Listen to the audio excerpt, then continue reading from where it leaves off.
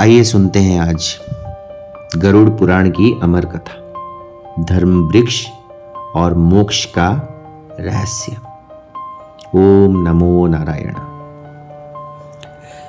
ये कथा केवल शब्दों की नहीं है, ये कथा आत्मा को जागृत करने की है। बहुत प्राचीन समय की बात है। नर्मदा के तट पर एक शांत आश्रम था।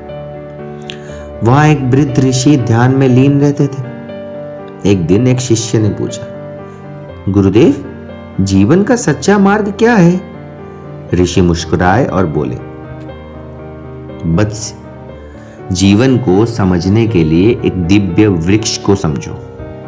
कल्पना करो एक विशाल वृक्ष की, उसकी जड़ें धरती के हृदय तक जाती है। उन जड़ों का नाम है धर्म। धर्म के बिना ज्ञान अंधा है और धर्म के बिना कर्म बोझ बन जाता है। सत्य, करुणा और कर्तव्य, यही जीवन को थामे रखते हैं। उस वृक्ष का मजबूत तना है वेद। वेद हमें बताते हैं कि हम केवल शरीर नहीं, आत्मा है। जो वेदों के ज्ञान को अपनाता है, उसका जीवन दिशा पर आ जाता है। वेदों से निकली कोमल शाखाएं हैं पुराण। पुराण कठिन सत्य को सरल कथाओं में ढालते हैं। इन्हीं कथाओं में ईश्वर मनुष्य के निकट आते हैं।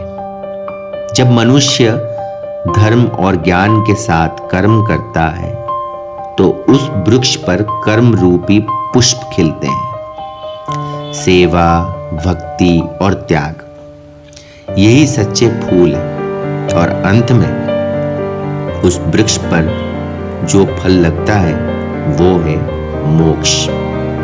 मोक्ष मृत्यु नहीं है, भय से मुक्ति है। वो अवस्था जहां आत्मा कहती है, अब मुझे कुछ नहीं चाहिए। ऋषि ने कहा, वत्स, ये कोई कल्पना नहीं है, ये स्वयं मधुसूदन भगवान विष्णु है।